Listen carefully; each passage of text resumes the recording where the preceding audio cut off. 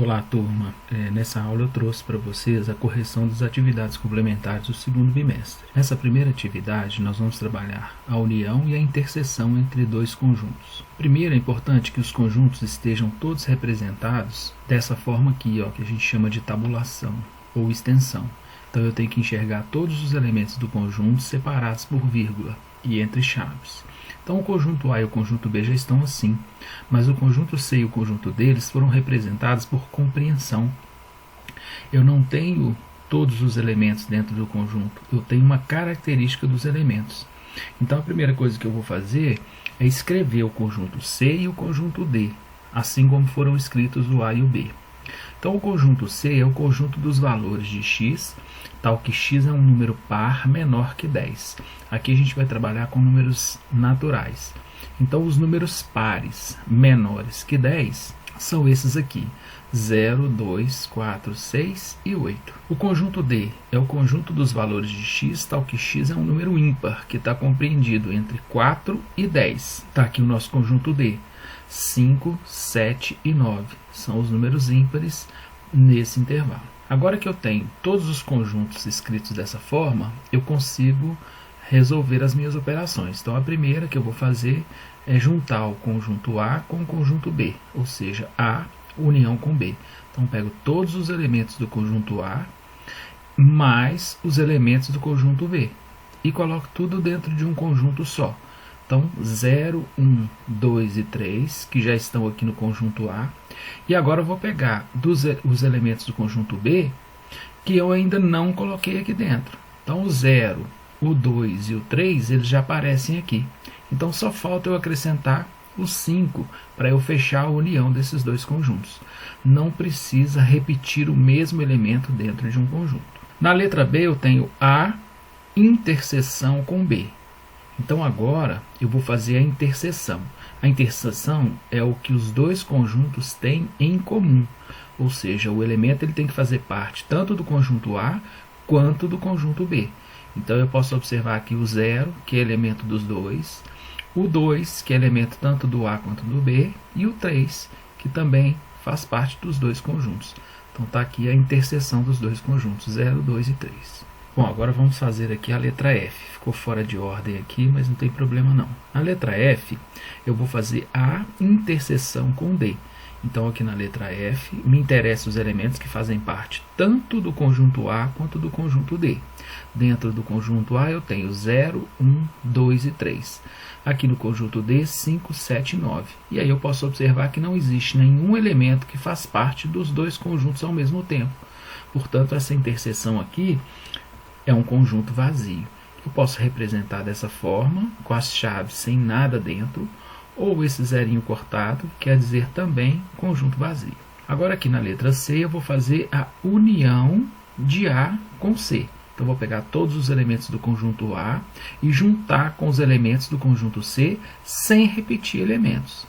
Então eu vou ter o conjunto 0, 1, 2 e 3, que são todos os elementos do conjunto A, e eu acrescento o 4, o 6 e o 8 que estão aqui no C.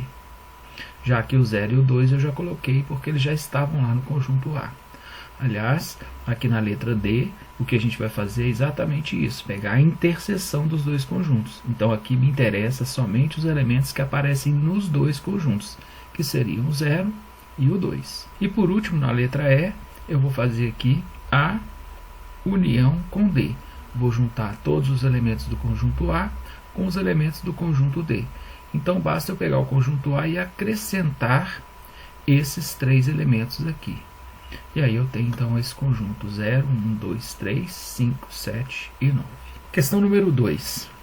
Numa pesquisa sobre a preferência em relação a dois jornais, foram consultadas 470 pessoas, e o resultado foi o seguinte: 250 delas leem o jornal A, 180 o jornal B e 60 leem os jornais A e B. Quantas pessoas leem apenas o jornal A? Quantas pessoas leem apenas o jornal B? Quantas pessoas leem jornal E quantas pessoas não leem jornal? Para a gente responder essas 4 questões aqui, a gente vai utilizar esse diagrama aqui. Então vamos começar preenchendo esses diagramas. Os números que vão aparecer dentro desses diagramas não são elementos dos conjuntos, e sim quantidades de elementos. E eu vou começar sempre pela interseção. Então aqui eu quero saber quantos entrevistados leem tanto o jornal A quanto o jornal B. E aqui a informação foi dada, 60 leem os jornais A e B. Quando fala I, quer dizer a interseção. Leem tanto o jornal A quanto o jornal B. Então aqui eu vou colocar 60 pessoas. Agora eu vou preencher essa parte aqui no meu diagrama. Nessa parte eu estou procurando as pessoas que leem apenas o jornal A. Dentro do conjunto A eu já tenho 60 pessoas. Mas ao todo, quantas pessoas leem o jornal A? 250. Então eu vou pegar 250 e tirar essas 60 que, além de ler o jornal A, leem também o jornal B. E aí eu vou colocar então apenas 190 pessoas. Da onde saiu então esses 190? Eu peguei o total de pessoas que leem o jornal A e tirei aquela quantidade que, além de ler o jornal A, lê também o jornal B. Então eu tenho 190 pessoas que leem apenas o jornal A. A mesma coisa do lado de cá. 120 pessoas eu vou colocar aqui, ó, nessa parte do diagrama, que são as pessoas que leem apenas o jornal B. Ao todo, são 180 pessoas que leem o jornal B. Porém, dessas 180, eu tenho 60 que leem o A também. Então eu vou excluir, e aí eu vou ficar só com 120, ou seja, 180 menos as 60 que leem também o jornal A, me dão 120 que leem somente o jornal B. Agora, com essas informações aqui, eu já consigo responder as minhas questões. Quantas pessoas leem apenas o jornal A? 190 pessoas. Quantas pessoas leem apenas o jornal B? 120 pessoas. São essas aqui. Quantas pessoas leem jornal? Basta eu somar aqui, ó, 190 mais 60 mais 120. Porque 190 leem um jornal, esses 60 também leem o jornal e esses 120 também leem o jornal. A diferença é que esses leem apenas o B, esses apenas o A e esses leem os dois. Mas leem jornal, então eu vou somar 190 mais 60 mais 120, 370 pessoas leem jornal. E quantas pessoas não leem jornal? 470 pessoas foram consultadas, foram entrevistadas. E nós já vimos que dessas 470, 370 leem jornal. Portanto, 470 menos as 370 que leem jornal, sobram 100 pessoas que não leem nenhum jornal. Lá no diagrama, essas 100 pessoas ficariam aqui, ó, dentro do conjunto universo, mas fora dos conjuntos A e B. Então, esse valor seria 470, que é o total de entrevistados, menos as 370 que leem pelo menos um dos dois jornais. Dando sequência nos nossos exercícios, vamos para essa questão aqui, que trata de funções. Seja f de x igual a 2x mais 5, uma função f de a em b. Sendo A o conjunto formado por esses elementos, menos 4, menos 3, menos 2, menos 1 e 0. E B, menos 3, menos 2, menos 1, 0, 1, 3, 4 e 5. Faça o diagrama de F e determine o seu conjunto imagem.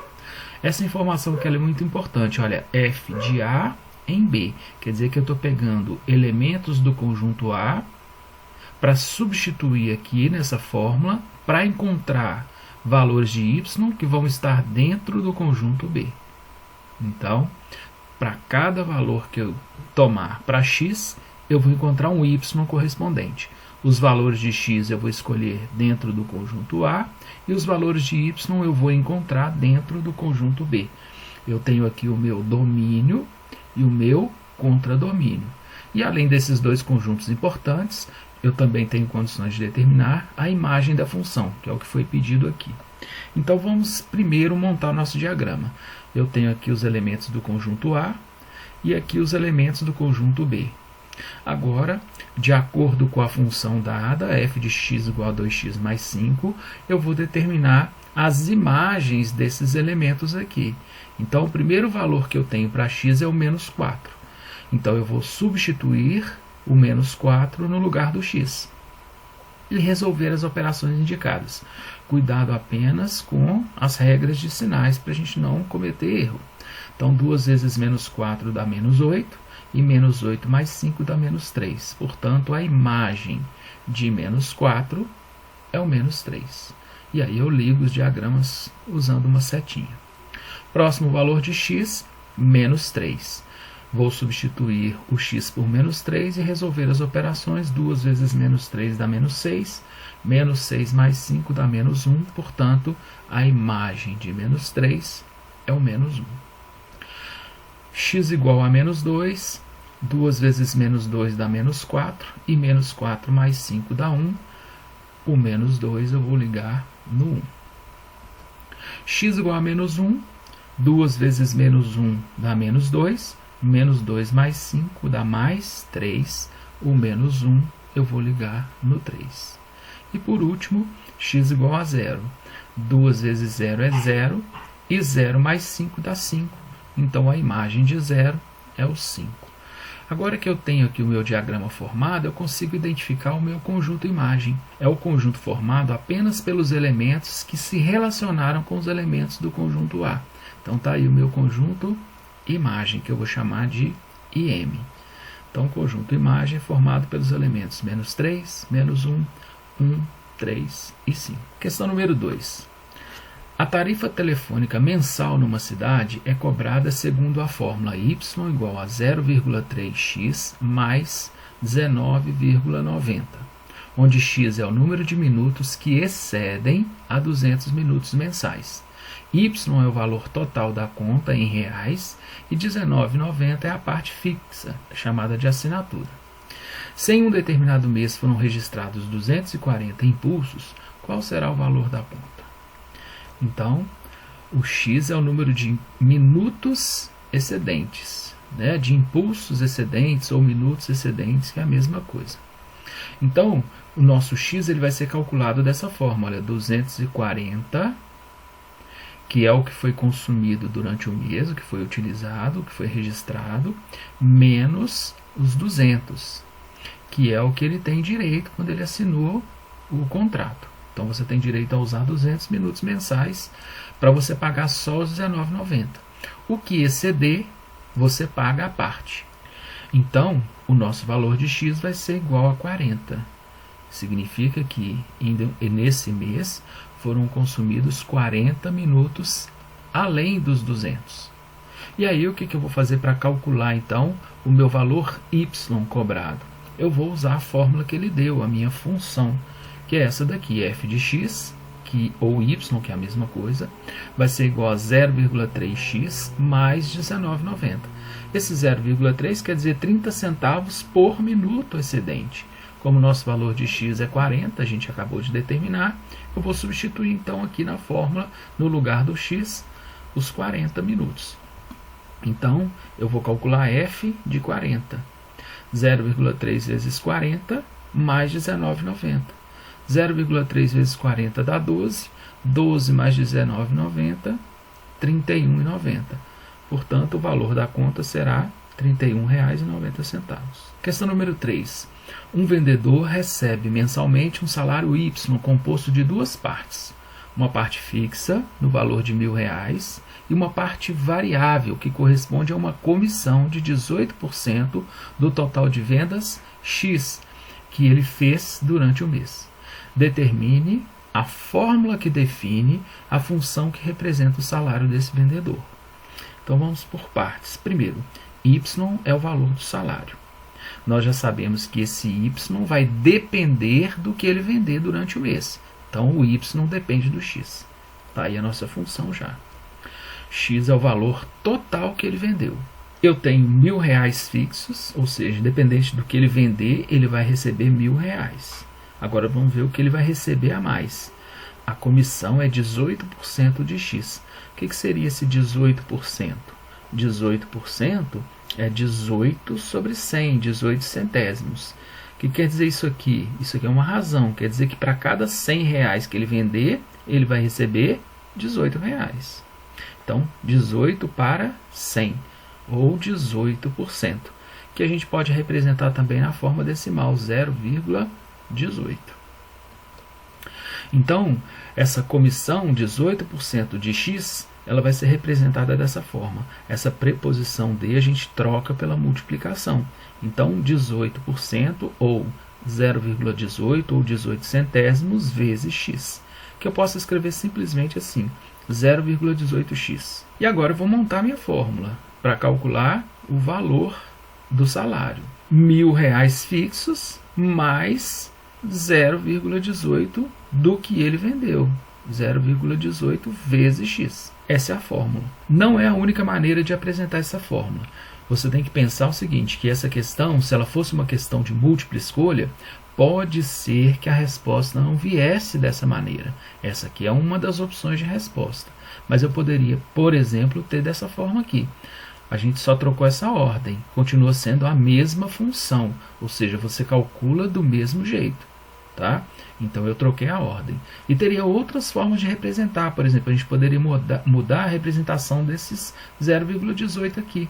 Poderia vir assim, ó, 18 centésimos vezes x, que é a mesma coisa. Eu ainda poderia ter essa fração aqui na forma irredutível, olha só. Simplificando por 2, eu teria 9/50 de x mais 1.000. Ou seja, qualquer uma dessas três representações aqui, a gente está falando da mesma função. Só maneiras diferentes de apresentar. Então, qualquer uma dessas respostas seria aceita. E ainda teria essa aqui. Ó. Essa aqui é só uma maneira diferente de representar essa. Né? Eu posso falar 9/50 vezes x, ou eu poderia multiplicar 9 vezes x dividido por 50, que é a mesma coisa. Tá? Mais os 1.000 fixos. Tá? Teria outras formas, mas é só para vocês entenderem que existem várias maneiras de representar uma mesma função. Tem que ficar bem atento aí. Tá? Bom, continuando aí os nossos exercícios, a questão número 1 agora, que trata dos gráficos das funções. Então, construa no plano cartesiano o gráfico de cada função e diga se ela é crescente ou decrescente. A gente pode começar falando se ela é crescente ou decrescente, porque para isso eu não preciso do gráfico. Se eu olhar a minha função, f de x igual a 4 menos 2x, o valor do coeficiente a aqui, ó, é menos 2. Lembre-se que o coeficiente a está sempre acompanhado da variável x. Então, se o a é negativo, a minha função ela é decrescente. Agora, nessa função aqui, eu tenho o valor de a como mais 3. O a é positivo. Se o a é positivo, a minha função é crescente. Agora a gente já sabe, pelos nossos estudos, pelas nossas aulas anteriores, que o gráfico de uma função do primeiro grau, que é o caso dessas duas funções aqui, é sempre uma reta. E para eu traçar uma reta, basta que eu tenha 2 pontos. Então, se eu marcar 2 pontos aqui no plano, eu já consigo traçar uma reta passando por esses 2 e representar a minha função. Só que eu não posso escolher 2 pontos quaisquer da minha cabeça. Eu tenho que seguir a fórmula. Então, o que eu vou fazer? Eu vou montar uma tabela aqui, onde eu vou escolher valores de x do meu conjunto R dos números reais, e a partir do valor que eu encontrar para x, eu vou aplicar a fórmula e encontrar a sua imagem y. Então, para cada valor de x, eu vou ter uma imagem correspondente de acordo com essa fórmula aqui. E aí você pode escolher o valor de x que você quiser. Eu vou escolher os valores menores possíveis. Então, aqui eu vou escolher o 0, e aí eu substituo na função, no lugar do x, eu coloco o valor que eu escolhi. Então, 2 vezes 0, que dá 0. E aí eu vou ter, então, 4 menos 0, que é 4. Portanto, nessa função, a imagem de 0 é o 4. Agora eu vou escolher outro valor, por exemplo, o 1. E aí eu vou substituir também, no lugar do x, o 1. Ou seja, eu quero saber qual é a imagem de 1. 4 menos 2 vezes 1. 2 vezes 1 é 2 e 4 menos 2 é igual a 2. Eu já tenho agora 2 pontos para eu marcar no plano cartesiano. Olha o primeiro ponto aqui, o x é 0 e o y é 4. E aí eu vou marcar esse ponto lá no plano, olha lá. O x é 0 e o y é 4. Está aqui o ponto, em cima do eixo y. E o outro ponto que eu vou ter para marcar é esse aqui. Quando o x for 1, o y vale 2. Então, lá no plano cartesiano, x é 1, o y é 2. Observe o plano cartesiano, eixo x, esse eixo horizontal, e eixo y, esse eixo vertical. Não esqueçam disso. E não esqueçam dessa ordem. O primeiro sempre é o valor de x e o segundo é sempre o valor de y. Agora que eu tenho dois pontos aqui, ó, é só eu traçar uma reta passando por eles e o meu gráfico está prontinho. Tá? Qualquer outro valor de x que você tivesse dado aqui, você encontrar a imagem dele, e esse ponto que você ia encontrar, diferente desses dois, ia estar localizado em cima dessa reta vermelha. Então não importa o valor de x, o seu gráfico vai ser o mesmo, é a mesma reta. Na letra B, a mesma coisa. Eu vou montar uma tabela onde eu vou atribuir valores para x e encontrar as respectivas imagens. Vou pegar os mesmos valores ali, ó, x igual a 0. Então, no lugar de x, eu vou começar substituindo 0. 3 vezes 0 é 0. Menos 3 mais 0 vai dar menos 3. O próximo valor de x é 1. No lugar de x, então, eu coloco 1. 3 vezes 1 é 3. Menos 3 mais 3 dá 0. Então, tá aí dois pontos para eu marcar. O primeiro deles, 0 e menos 3. Vou marcar lá no gráfico. Olha aqui.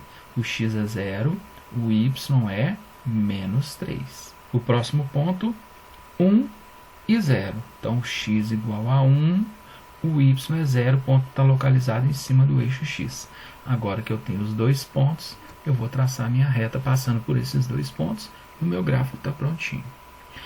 Observações importantes. Esse ponto que eu coloquei aqui, ó, com o x igual a 0, ele é muito importante que vocês utilizem ele. Ele facilita na construção do gráfico. Já comentei com vocês nas nossas aulas que numa função de primeiro grau, o gráfico é uma reta e essa reta vai cortar o eixo y sempre em cima do coeficiente b. Então, olha essa reta. O coeficiente b é 4, onde ela passou no eixo y? No 4. É exatamente onde o x é 0. A mesma coisa aqui, ó. Olha o valor de b aqui, é menos 3. Olha onde ela cortou o eixo y, em cima do menos 3, ou seja, no ponto. Quando o x é 0, o y é o valor de b, menos 3. Então, esse é um ponto importante para vocês guardarem, que é menos cálculo que vocês têm que fazer. E o outro ponto que vocês podem determinar também é onde ela corta o eixo x, que é em cima da raiz da função. A gente já comentou isso também. Aqui eu não me preocupei com isso. Nesse segundo gráfico aqui, coincidentemente, eu achei a raiz. Quando x é 1, a imagem é 0. Então, o valor de x que zera a imagem, a gente chama de raiz. Agora, aqui eu não me preocupei em determinar a raiz. Mas se a gente observar, ela está aqui no gráfico, olha, x igual a 2, a reta passa no eixo x em cima do 2, porque é o valor 2 que zera a imagem. Quando o x for 2, o y vai ser 0. Só você testar aqui, ó, menos 2 vezes 2 dá menos 4. 4 menos 4 é 0. Então, é uma outra opção que você tem. Questão número 2. O lucro de uma fábrica que vende um único produto é dado pela fórmula matemática L de x igual a 4x menos 2.000. L representa o lucro obtido e x a quantidade de produtos vendidos. Responda, se a fábrica vender 420 produtos, terá lucro ou prejuízo? De quanto? Então, para a gente fazer esse cálculo, eu estou considerando o x, que é o número de produtos, igual a 420. Para eu determinar se teve lucro ou não, eu uso essa fórmula. Então, no lugar do x, eu vou colocar 420. Então, eu quero saber qual é a imagem de 420 por essa função que me dá o lucro. 4 vezes 420, que vai ser igual a 1.680, menos 2.000. Eu tenho, então, para 420 produtos vendidos, menos 320, ou seja, eu tenho aqui um prejuízo. Então, se a fábrica vender 420 unidades, ela terá prejuízo de R$320. Qual a quantidade mínima de produtos que devem ser vendidos para que haja lucro? A ideia é você pensar que, para eu ter lucro, esse valor encontrado aqui, essa imagem, ela tem que ser positiva. Ela não pode ser negativa e nem pode ser zero. Se ela for igual a zero, eu não tenho lucro. Também não tenho prejuízo, né? Eu fico com o capital empatado. O que eu ganhei, eu gastei.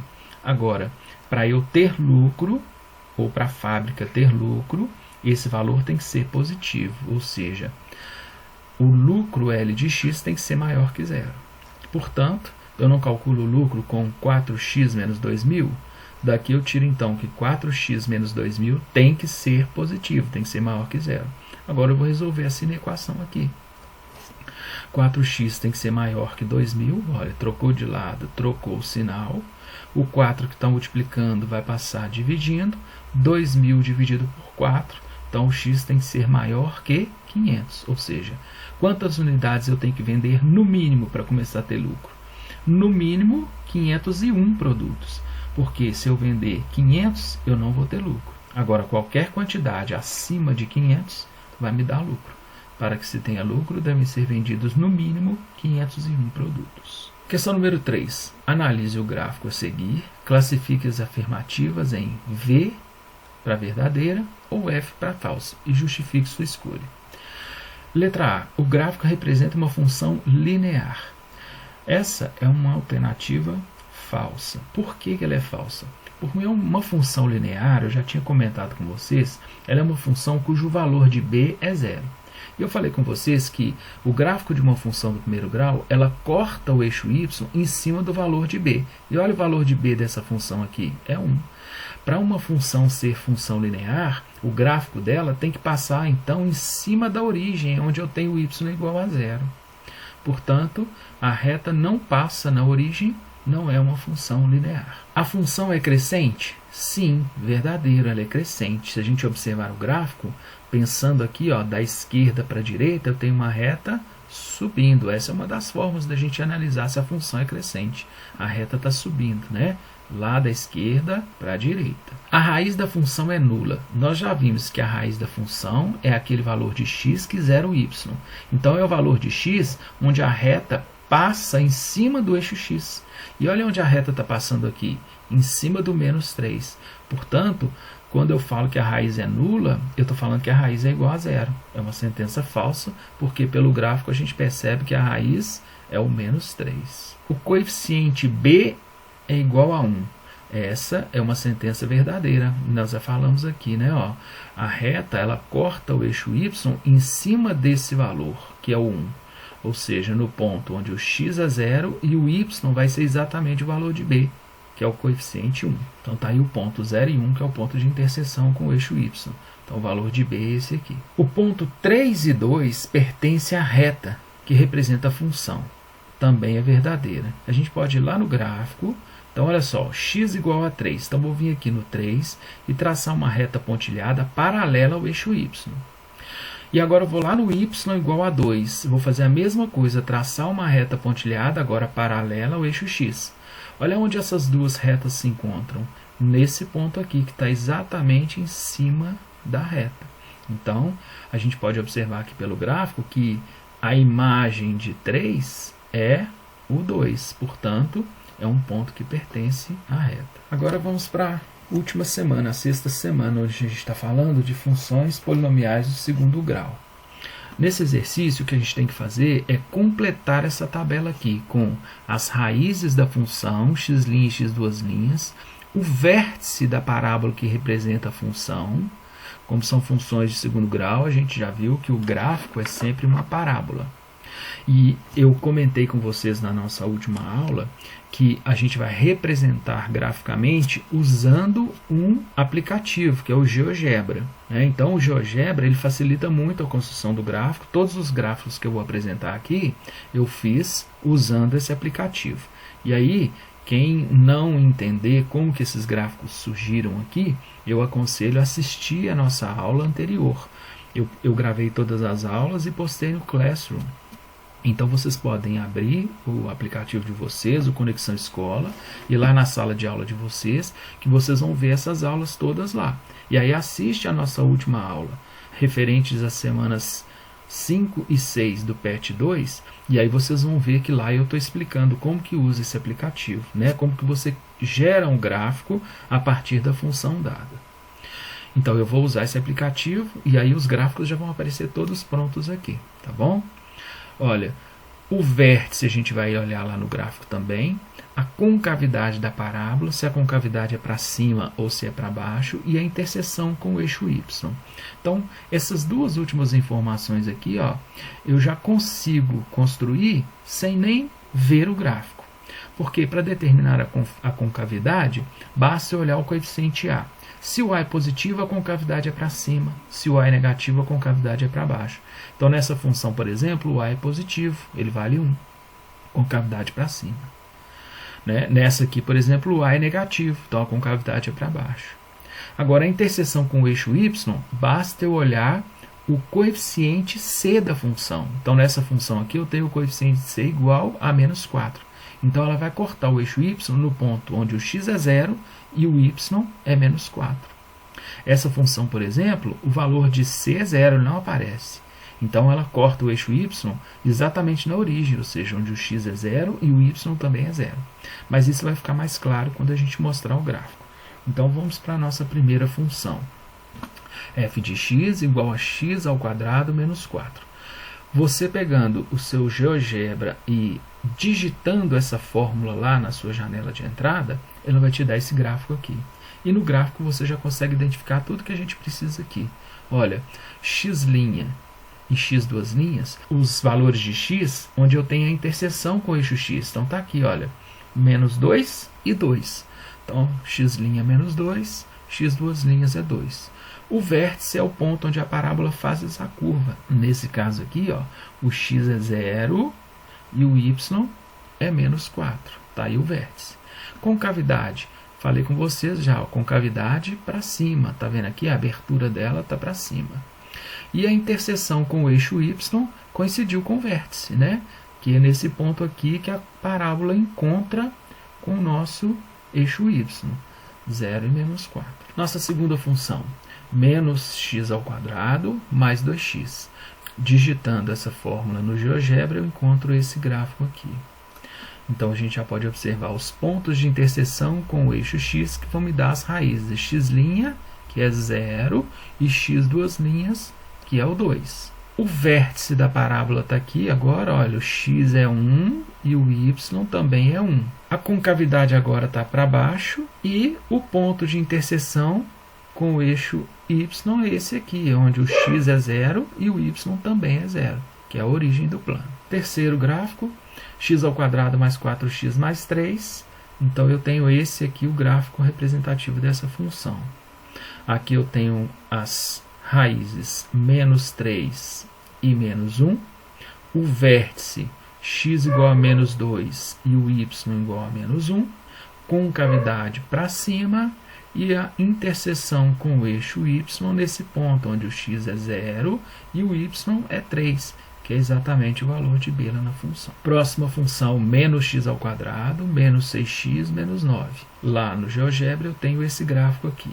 Então, eu tenho uma raiz apenas, olha, ela só encosta no eixo x em um ponto.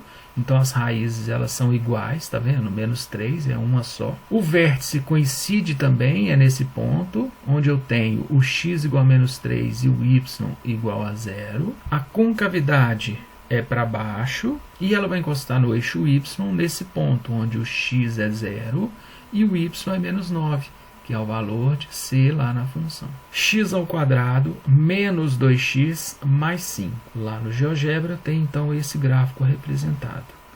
Aqui, reparem que a minha curva, a minha parábola, ela não encosta no eixo x. O eixo x está aqui embaixo. Se ela não encosta no eixo x, quer dizer que eu não tenho raízes reais. A minha função não tem raízes. Mas os outros pontos eu vou ter. O vértice é esse ponto, onde o x é igual a 1 e o y é igual a 4. A concavidade está para cima. E o ponto de interseção com o eixo y, x é 0 e o y é 5, que é o valor de c na função. E nosso último gráfico, nossa última função, x ao quadrado menos 6x mais 5. Lá no GeoGebra o gráfico seria esse aqui. Então, as raízes x igual a 1, x igual a 5, x', x duas linhas. O meu vértice, o x é 3 e o y é menos 4. Concavidade para cima, está aqui a nossa abertura para cima. E o ponto de interseção com o eixo y, x igual a 0 e y igual a 5, está aqui, que é o valor de c da função. Então, está aí, fechamos a nossa correção. Obrigado pela atenção de vocês e bons estudos.